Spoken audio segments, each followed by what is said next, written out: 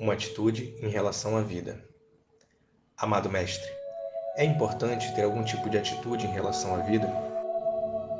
A melhor maneira de perder a vida é ter uma determinada relação quanto a ela. As atitudes se originam na mente, e a vida está além da mente. Atitudes são nossas fabricações, nossos preconceitos, nossas invenções. A vida não é nossa fabricação. Pelo contrário, nós somos pequenas ondas no lago da vida. Que tipo de atitude pode ter uma pequena onda no oceano em relação ao oceano? Que tipo de atitude pode ter uma folha em relação à terra, à luz, às estrelas? Todas as atitudes são egoístas. Todas as atitudes são estúpidas. A vida não é uma filosofia. A vida não é um problema. A vida é um mistério. Você deve vivê-la não de acordo com um determinado padrão, não de acordo com um dado condicionamento. O que lhe disseram sobre a vida, você deve começar novamente do nada. Cada indivíduo humano deveria pensar como se fosse a primeira pessoa sobre a Terra. Ele é o Adão ou a Eva. Então você pode se abrir às infinitas possibilidades. Então você ficará vulnerável, disponível. E quanto mais vulnerável e disponível você estiver, maior será a possibilidade de a vida acontecer para você. Suas atitudes funcionam como barreiras. Assim a vida nunca o alcança como ela realmente é. Ela tem que se ajustar à sua filosofia, religião, ideologia. E neste próprio ajustamento, alguma coisa morre. Você acaba ficando com um cadáver nas mãos. Pode parecer vida, mas não é. E é isso que as pessoas têm feito através dos tempos. Os hindus estão vivendo de acordo com a atitude hindu, os muçulmanos de acordo com a atitude muçulmana e os comunistas de acordo com a atitude comunista. Mas lembre-se de uma verdade básica e fundamental. A atitude não lhe permite entrar em contato com a vida tal como ela realmente é. A atitude distorce, interpreta. Existe uma antiga história grega. Um rei fanático possuía uma linda cama de ouro, extremamente preciosa, incrustada com milhares de diamantes. Sempre que havia um convidado no palácio, o rei lhe oferecia a cama, mas ele tinha uma atitude singular. O convidado tinha que se ajustar à cama. Se o convidado fosse um pouco mais comprido, o rei cortaria no tamanho devido. Evidentemente, a cama era tão valiosa que podia ser trocada, mas o convidado tinha que ser cortado de acordo com a cama, como se a cama não existisse para o convidado, mas o convidado existisse para a cama. E é muito raro, é quase impossível encontrar um homem que se ajuste a uma cama pré-fabricada. A pessoa média não existe, lembre-se. A pessoa média é uma ficção, e a cama foi feita para uma pessoa de tamanho médio. O rei era um matemático. Grandes cálculos haviam sido feitos antes. Ele tinha medido a altura de todos os cidadãos de sua capital. E sua altura foi dividida pelo número total de cidadãos. Ora, na capital haviam crianças, pequenas, jovens, velhos, pigmeus, gigantes. Mas a média é uma coisa totalmente diferente. Não havia uma só pessoa em toda a capital que fosse realmente média. Eu nunca encontrei uma pessoa média. A pessoa média é uma ficção. Assim, todo aquele que era convidado estava em grande dificuldade. Se ele fosse menor do que a cama, o rei tinha grandes especialistas que o esticariam até o tamanho certo. Esse deve ter sido o começo do Rolfing. E da Rolfing deve ter aprendido a técnica com esse rei. Evidentemente, os convidados morriam, mas não era culpa do rei. Ele estava fazendo tudo com a melhor das intenções. Quando você tem uma determinada atitude em relação à vida, você acaba perdendo a própria vida. A vida é vasta. Nenhuma atitude pode contê-la. É impossível colocá-la dentro de uma determinada definição.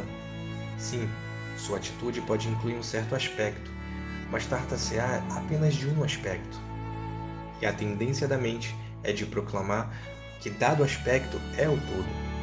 E no momento que o aspecto é o todo, você perdeu a própria conexão com a vida. Então você viverá cercado por atitudes em um tipo de casulo encapsulado. E você será infeliz. Então você será infeliz. Então todas as assim chamadas religiões ficarão muito felizes, porque é justamente isso que elas têm dito a você, que a vida é infelicidade. Buda diz que o nascimento é infelicidade, que a juventude é infelicidade, que a velhice é infelicidade e que a morte é infelicidade. A vida nada mais é do que uma longa, longa tragédia. Se você começa a ter atitudes, descobrirá que Buda está extremamente certo. Você será uma prova disso. Mas eu não quero lhe dizer que a vida não é infelicidade. Não concordo absolutamente com Buda, mas a vida se torna um tormento. Mas isso é criação sua. Do contrário, a vida é uma eterna alegria. Mas para você conhecer esta alegria, você tem que ouvir de coração aberto, de mãos abertas. Não se relacione com a vida de punhos fechados, cerrados. Abra as mãos. Vá à vida com uma imensa inocência. As atitudes são astutas. Você já decidiu de antemão, sem experimentar, sem experienciar, sem viver. Você já chegou a determinadas conclusões e, naturalmente, se essas conclusões já existem a priori dentro de você, você as terá confirmadas pela vida. Não que a vida as confirme, mas sua mente encontrará maneiras e meios, argumentos e fatos para sustentá-las. Eu lhe ensino uma vida sem qualquer atitude. Esse é um dos fundamentos da minha experiência. Se você quiser realmente conhecer aquilo que é, então abandone suas filosofias, os ismos. Então vá de mãos abertas, completamente nu sobre o sol, para ver o que é. No passado, acreditavam que nossos sentidos eram portas, que a realidade alcança através dos nossos sentidos o nosso ser interior.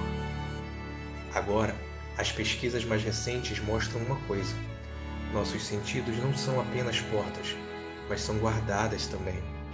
Somente 2% da informação tem permissão para entrar. 98% é mantida fora. Qualquer coisa que se oponha à sua concepção de vida é barrada. Somente 2% se infiltra. Ora, viver uma vida de apenas 2% não é absolutamente viver.